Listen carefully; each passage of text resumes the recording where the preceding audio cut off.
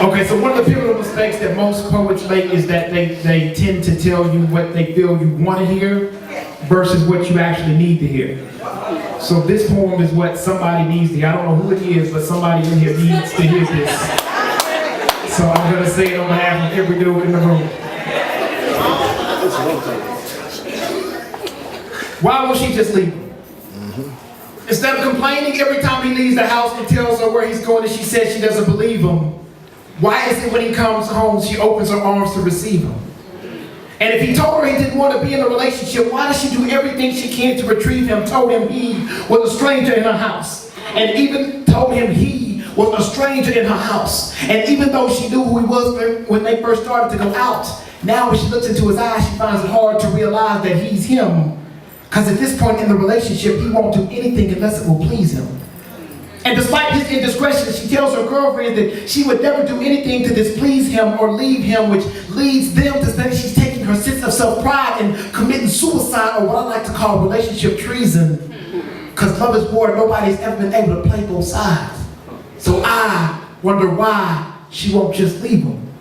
I mean, it's not like she doesn't have a good reason. Her mother always told her, if a man wants something bad enough, he will do whatever he can to get it. Exactly. So if his actions aren't in line with her words, I don't know why she won't just say, forget it. But a woman can hear the exact same thing and process it completely different. You see, a woman, when she wants something bad enough, she can take something that isn't and convince herself that it is it. Take a square peg, push it into a round hole, and convince those around her that it fitted. But is she really to blame? Because if these lanes put y'all in that situation again and again, you have no choice but to think that we are all the same. More concerned with the way your hips turn than trying to learn your name is a shame. That now you figure you got to get with any dog and hope he's tame. Otherwise, you end up leaving this world much the same way you came. Alone. And I wish that I could tell you that you're wrong. But you probably have a couple of female friends who already suffered that same fate. So now you've been led to believe to get with the dog with the least amount of fleas before it's too late. But I'm telling you, if you do that, you're only setting yourself up for more complaints. Because you know that dude don't make a good mate. Because he can't relate to the difference between love and affection. Sweet rubs and caresses, a hard-on and an erection. And I know you love him. So you want to try to teach him those lessons. But he says he has no interest in trying to learn because in turn doing so would make him feel less than a man. Completely dismissing the fact that if he did, it would make you feel more like a woman. Simple things like opening a door before you go in, so then you start to rationalize that that's just the way he is, so anything he wants to do, she lets him. Goes to her girlfriends, complains about how much she detests him, but won't leave him. Allowing something to occupy her lifetime when it was only meant for a season. See, when you're holding on to something that doesn't want to be held, when the man that comes along for you that's meant to be, your hands are full and you won't be able to seize him. But believe when I tell you that there are other women out there that seize him so. If you're going to miss out on something that was meant to be, then holding on to something that never was shouldn't be the reason. Rewind. If you're going to miss out on something that was meant to be, then holding on to something that never was shouldn't be the reason. You see, there's a difference between compromise and trying to be complacent. So when faced with a situation, you have to tell the difference between the two, can you? There's a reason that a standard is called a standard. It's because it was never meant to be lowered. I mean, it's like taking 3 steps back and 1 step up and trying to convince yourself that you're still moving forward and I'm just a porcelain, I'm trying to be too forward. No, wait a minute, yes I am. Because sometimes you have to raise your voice when the volume of choice is the silence of the lamb's ladies. How do you expect a man to act like he cares when if he looks at you, it seems like you don't give a damn?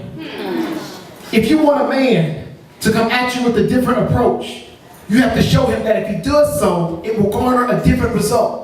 Because if the dude that is trying to get to know you gets the same no move as the dude that's only trying to hit, then at the end of the day, who's willing to blame that is all you end up with. And let's not blame it on quickly. He might be trying to get you to be intimate, because I know every woman has this sense of self-respect, and you want to make a man wait, and that's okay. But let me state that if y'all aren't doing anything differently after the first 3 months than you were doing after the first 3 dates, it's going to take you a whole lot more than 90 days of some good sex to make a man stay.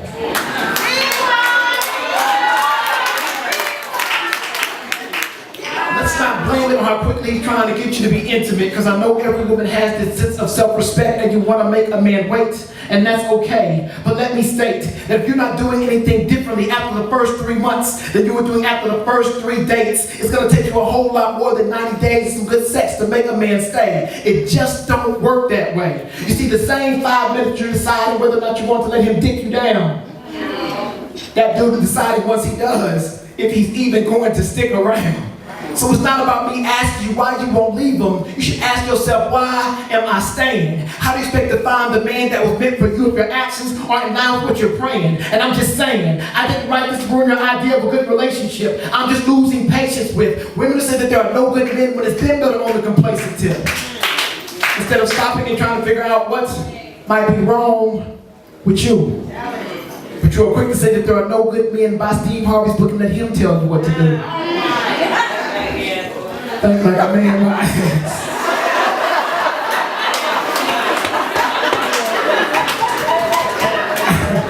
Yeah, you said that loud, too. So let me break it down for you. If you don't understand your value, we can't value your wealth. If you're not saying anything of any substance, you are just wasting your breath. It's okay to follow somebody else's footsteps.